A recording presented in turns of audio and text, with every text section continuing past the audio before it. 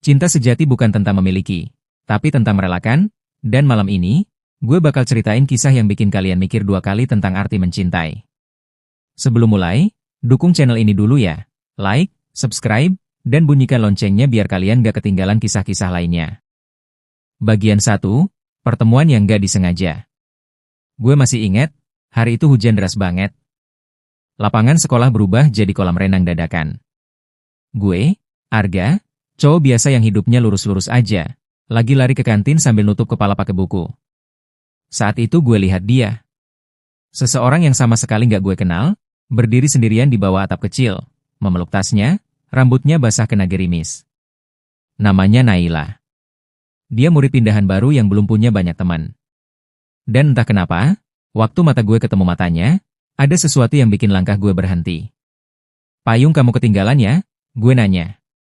Dia cuma senyum tipis, "Gak, cuma lagi nunggu hujannya reda." Itu pertama kalinya gue sadar, senyum seseorang bisa bikin suasana paling becek pun jadi terasa hangat. Bagian 2, terlalu sering tanpa disengaja. Setelah hari itu, gue makin sering ketemu Naila. Di kantin, di perpustakaan, bahkan di koridor yang jarang gue lewatin. Awalnya gue pikir itu kebetulan. Tapi lama-lama, kayak ada magnet yang selalu narik gue ke arahnya. Dia suka duduk di pojok perpustakaan sambil dengerin musik. Kadang gue pura-pura pinjem buku biar bisa lewat depan mejanya. Suatu hari, dia ngomong gini, "Kamu sering banget di perpustakaan belakangan ini." Gue gugup, iya. Soalnya AC-nya dingin.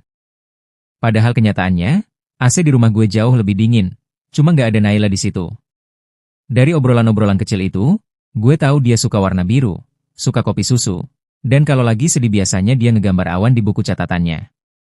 Poin terakhir itu baru gue ngerti nanti, ketika hidupnya berubah. Bagian 3, perasaan yang muncul tanpa diundang. Gue bukan tipe cowok yang gampang suka sama seseorang. Tapi Naila itu, beda. Setiap kali dia cerita sesuatu, matanya berbinar seolah dunia cuma punya hal-hal baik. Padahal diam-diam, dia lagi ngumpetin luka. Tanda-tandanya sebenarnya udah kelihatan. Kadang dia melamun terlalu lama. Kadang dia senyum tapi matanya nggak ikut senyum. Tapi gue, yang waktu itu terlalu sibuk jatuh cinta, nggak sadar. Suatu sore, pas kita duduk di tribun lapangan, dia nanya gini. "Ga, apa menurut kamu cinta itu harus memiliki?" Gue jawab polos, "Ya harusnya sih gitu. Masa suka sama orang tapi rela dia sama yang lain?" Dia cuma menarik napas panjang, seperti ngumpetin sesuatu. "Andai semua orang mikir kayak gitu," katanya pelan. Itu pertama kalinya gue curiga, tapi gue nggak mau nekat nanya. Bagian 4, rahasia Naila. Satu hari, Naila nggak masuk sekolah. Besoknya juga nggak. Besoknya lagi pun sama. Gue ngerasa ada yang salah, jadi gue nekat nanya ke wali kelas. Dan jawaban wali kelas waktu itu bikin dada gue berasa ditusuk. Naila sedang dirawat. Kondisinya sering naik turun. Dia punya riwayat penyakit jantung bawaan. Dunia gue langsung berhenti. Gue inget, tangan gue sampai gemeter waktu itu. Dan tiba-tiba, semuanya nyambung. Kenapa dia suka ngelamun? Kenapa dia nanya soal cinta dan memiliki? Kenapa tatapannya kadang kayak lagi berpamitan sama dunia? Gue langsung lari ke rumah sakit hari itu juga. Bagian 5, ruangan putih senyum yang makin tipis. Bau ruang rumah sakit selalu bikin gue nggak nyaman. Tapi hari itu, gue nekat masuk ruangan 207. Naila lagi duduk bersandar di ranjang. Pucat, tapi tetap tersenyum ketika lihat gue. "Ga, kok kamu datang?" Gue pura-pura santai, "Ya datenglah. Kamu kira aku murid paling rajin di sekolah?" Dia ketawa kecil, tapi nadanya lemah. Gue duduk di sampingnya, memperhatikan gelang identitas di tangannya. "Nay, kenapa kamu nggak cerita?" Dia diam lama. "Karena aku nggak mau ada orang yang kasihan sama aku." Gue geleng. "Aku bukan kasihan. Aku peduli." Dia menunduk. "Dan itu justru yang bikin aku takut, Ga?" Gue menelan ludah. "Takut kenapa?" "Takut kamu sayang sama aku, terus kamu kehilangan." Hati gue langsung jatuh. Dia sadar dengan kondisinya. Sadar kalau hidupnya mungkin gak sepanjang orang lain. Bagian 6, jujur untuk pertama kali. Setelah itu, hubungan kita berubah. Bukan pacaran, tapi juga bukan temenan biasa. Kadang dia curhat soal ketakutannya. Kadang kita cuma duduk bareng tanpa ngomong apa-apa. Gue tahu satu hal, gue pengen dia bahagia, entah gimana caranya.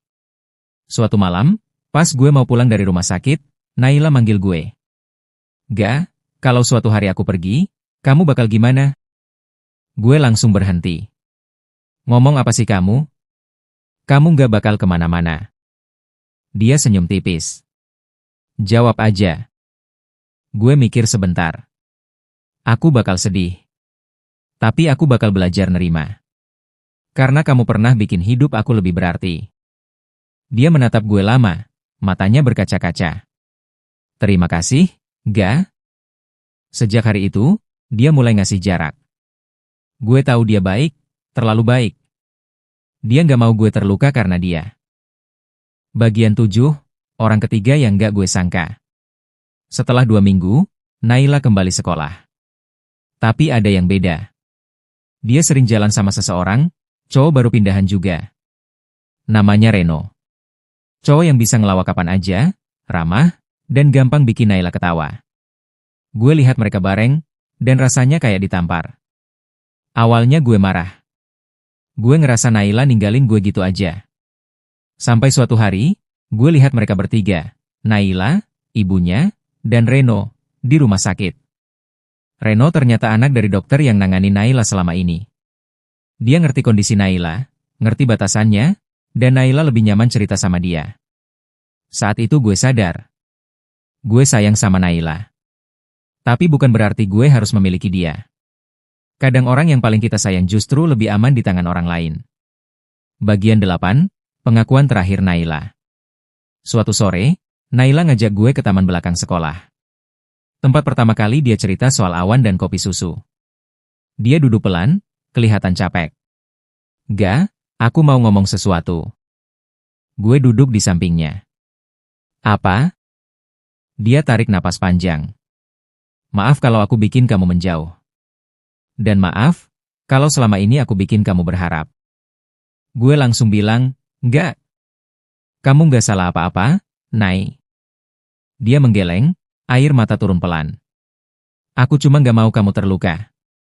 Aku sayang, bukan sebagai pacar, tapi sebagai seseorang yang hadir di waktu yang tepat." Dia menatap langit. "Dan aku juga tahu, kamu sebenarnya lebih kuat dari yang kamu pikirkan." Gue merasa tenggorokan gue tercekat. "Aku cuma mau kamu bahagia." Dia tersenyum. "Aku bahagia, Ga. Terutama karena pernah ketemu kamu." Kalimat itu sederhana, tapi ngena banget. Bagian 9 saat kenyataan menjatuhkan kita. 1 minggu setelah itu, gue terima telepon dari ibunya Naila. "Arga." Naila drop lagi. "Dia nyari kamu." Gue langsung lari ke rumah sakit. Rasanya kaki gue nggak nyentuh tanah.